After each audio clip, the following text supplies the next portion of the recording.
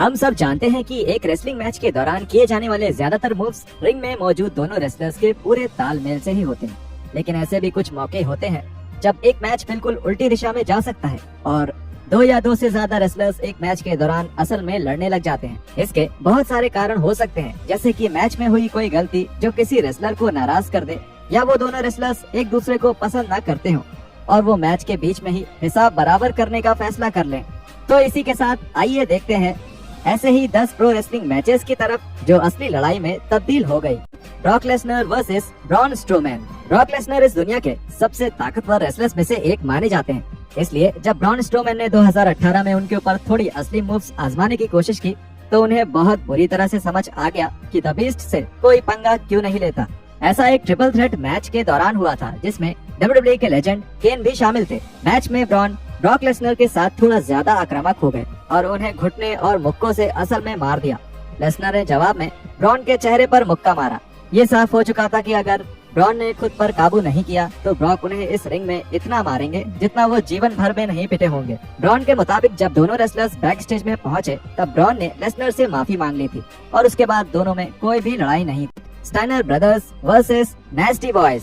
जब 1990 में नेस्टी boys WCW से जुड़े थे तब उन्हें तुरंत ही स्टाइनर ब्रदर्स के साथ एक झगड़े में डाल दिया गया था।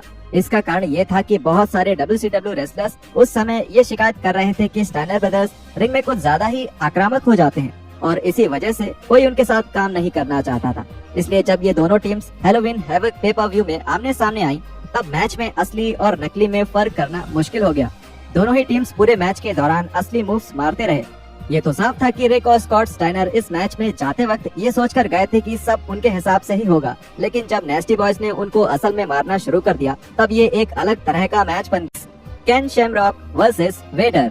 वेडर और शैमरॉक दोनों ही रिंग में कदम रखने वाले सबसे मजबूत रेसलर्स में से एक हैं और 1997 का in your house a cold day in hell वाला मैच इस बात की गवाही भी देता है। ये मैच शैमरॉक का WWE पे-पर-व्यू पर पहला मैच था और शैमरॉक ये भूल गए थे उन्हें अपने ओपोनेंट को सच में नहीं मारना था और इसी वजह से उन्होंने वेडर को असली मुक्के मार दिए जिससे वेडर की नाक टूट गई।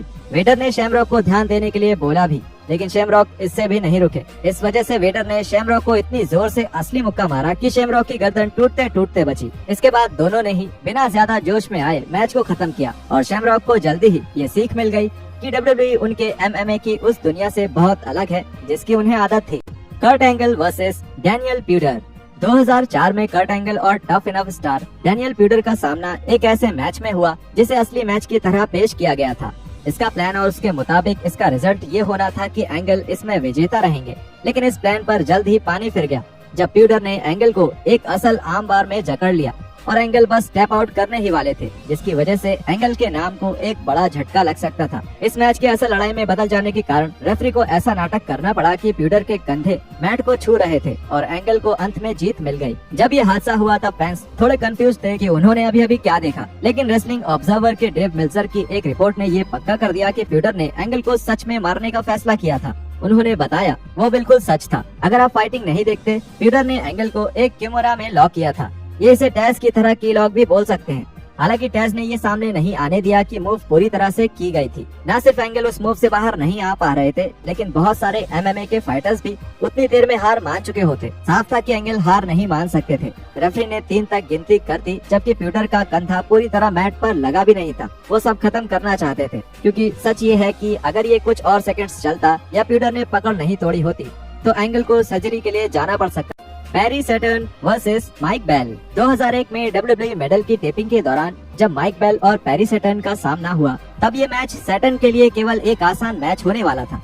मैच के दौरान बेल ने बहुत सी आम मूव्स में गलतियां कर दी और यहाँ तक कि बेल ने एक आर्म ड्रैग में भी गलती कर दी, जिसकी वजह से सैटर्न सीधे अपने सर के बल गिर गए। सैटर्न बेल पर इन गलतियों की वजह से बहुत नाराज थे और इसलिए उन्होंने बेल को असल में मारना शुरू कर दिया। सैटर्न ने बेल के चेहरे पर मुक्के मारे और उन्हें रोप्स के बीच इतनी तेजी से फेंका कि बेल अपने सर के बल गिर गए। सैटर्न ने ऐसे कई मूव्स मारे जिसमें बेल कुछ नहीं कर सकते थे और यहाँ तक कि उन्होंने बेल की गर्दन पर भी डरावने ढंग से हमला किया। जब मैच खत्म हो गया तब सैटर्न के मैनेजर टेरी रेनॉल्ड्स ने भी रिंग से बाहर जाते वक्त बेल को मारा ताकि उन्हें बेइज्जत कर सकें। इस बात के लिए सैटर्न को बैक स्टेज में WWE के मैनेजमेंट से काफी डांट सुनने को मिली। यहाँ तक कि WWE के icon stone cold Steve Austin भी बाद में आगे आए और कहा कि हालात को संभालने के लिए सैटर्न का तरीका बिल्कुल गलत था। इसके कुछ ही समय बाद सैटर्न को एक बदनाम मॉपी का किरदार मिल गया और बदकिस्मती से ये उनके बेहतरीन दिख रहे फ्यूचर के खत्म होने की बस शुरुआत ही थी।